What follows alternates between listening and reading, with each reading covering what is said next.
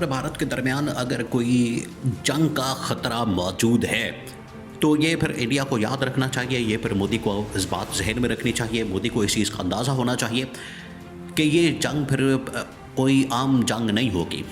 ये आम जंगों की तरह जंग नहीं होगी। जिस तरह से यूक्रेन के अंदर जंग लड़ी जा रही है, जिस तरह से इराक़ के अंदर, शाम के अंदर, अफ़गानिस्तान के अंदर या इसराइल के फ़लस्तीन के अंदर जंग लड़ी जाती है, ये उस तरह की जंग नहीं होगी। ये दो एटमी ताकतों की जंग होगी, फिर ये एटमी जंग शुरू होने का ख़दशा मौजूद है। इसके ऊपर जो है बहुत सारे दुनिया के बड़े बड़े दिफाई तज्ज़ियाकारों ने इसके ऊपर रोशनी डाली है, इसके ऊपर बात की है और इस हवाले से ख़बरदार कर दिया है। ये ना सिर्फ उनकी जानब से ख़बरदार किया गया है कि बल्कि पाकिस्तान की इस्टेब्लिशमेंट की जानब से, पाकिस्तान की टॉप मिलिट्री कमांड की जानब से ये मोदी को ख़बरदार किया गया। देखिए, मोदी की जानब से जो इक़दाम किए गए हैं उसके जवाब में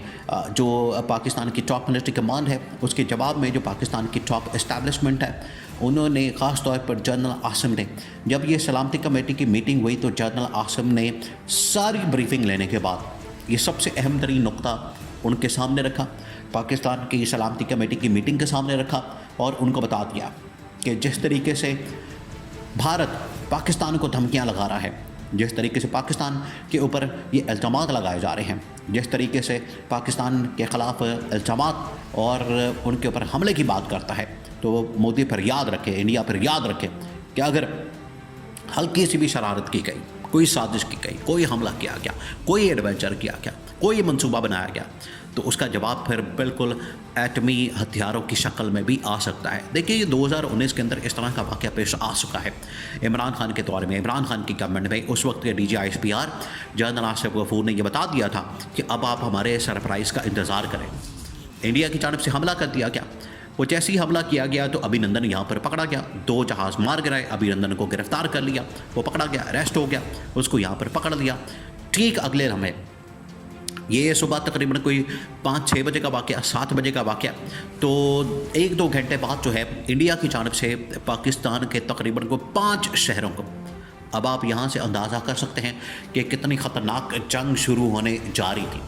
इंडिया की जानब से बाकायदा तौर पर पाकिस्तान के 5 शहरों को एटमी हथियारों को, एटमी मिसाइलों की बिल्कुल रडार के ऊपर रख के तो लॉक कर दिया गया और उनको टारगेट रख करके तो लॉक कर दिया गया।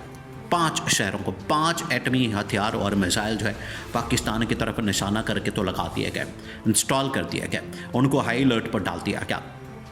और कहा कि बस आपने बटन दबाना है और उसके बाद ये मिसाइल चल जाएंगे और पाकिस्तान के 5 शहर जो है वो तबाह बर्बाद हो जाएंगे, नस्तो नाबूद हो जाएंगे। अब पाकिस्तान को ये इन्फॉर्मेशन मिल गई, उस वक्त के आर्मी चीफ जनरल बाजवा को, उस वक्त के DGI जनरल फैज़ हमीद और उस वक्त के वज़ीर-ए-आज़म इमरान खान को ये सारी इन्फॉर्मेशन मिल गई। उन्होंने पूरी दुनिया के अंदर सबसे पहले तो ये बता दिया कि इंडिया की जानब से ये पाकिस्तान के 5 शहरों को लॉक किया गया, उनको टारगेट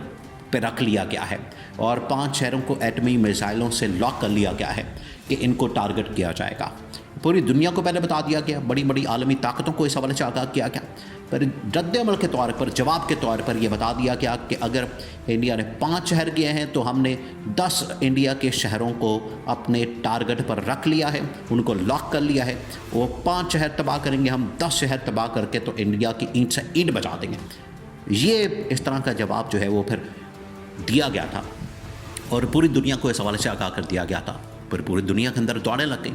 अमेरिका की, यूरोपियन ताकतों की, इसराइल की, अरब ममालिक की, उनके दौड़ें लग गई। उन्होंने फिर इंडिया को समझाया, इंडिया को फिर डटा दिया, इंडिया को फिर इस हवाले से बताया, इंडिया को फिर इस हवाले से उनको ये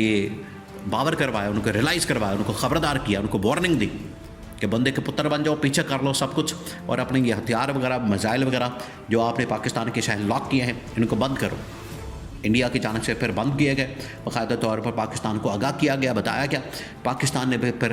2 कदम पीछे हटते हुए तमाम जो लॉक किए थे इंडिया के 10 शहर, ये है दुगना किस्म का जवाब। आप 1 करेंगे पाकिस्तान की जानब से 2 हमले किए जाएंगे, अब 5 करेंगे पाकिस्तान 10 करेगा, ये उस वक्त बता दिया गया था। आज भी जनरल आसिम की जानब से इसी किस्म के खदशात का इज़हार किया गया है कि अगर पाकिस्तान के ऊपर हमला किया जाता है फिर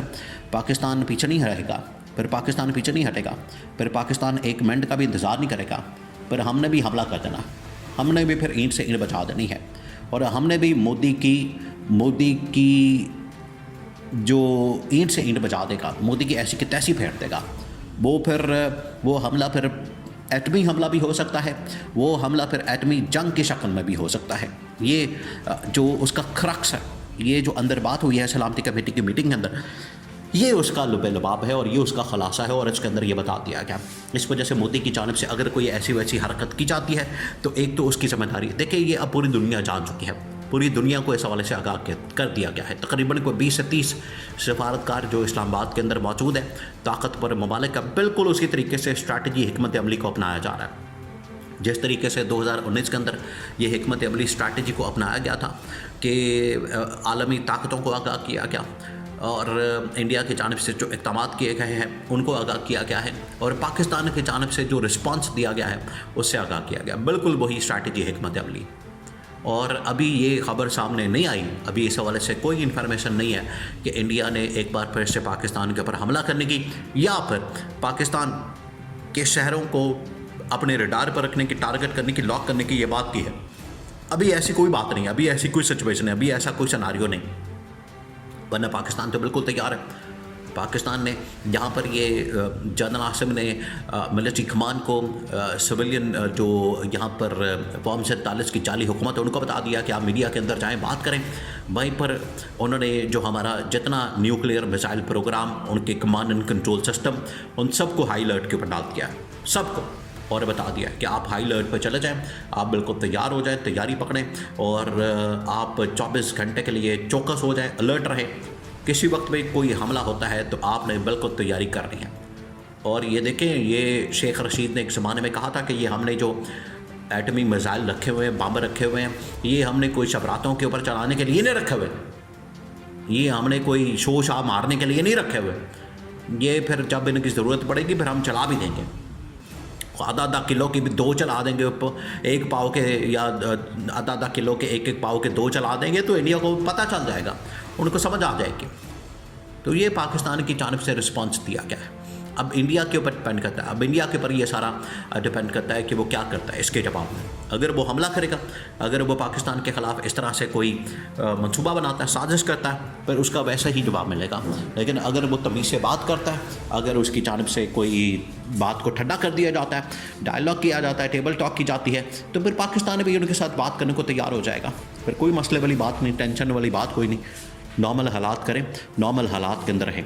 ये जो पाकिस्तान की टॉप मिलिट्री कमान जनरल आसिम, उन्होंने अपनी सलामती कमेटी की मीटिंग के ज़रिए पाकिस्तान की जो टॉप मिलिट्री कमान है और इंडिया की जो टॉप मिलिट्री कमान, उनको बता दिया।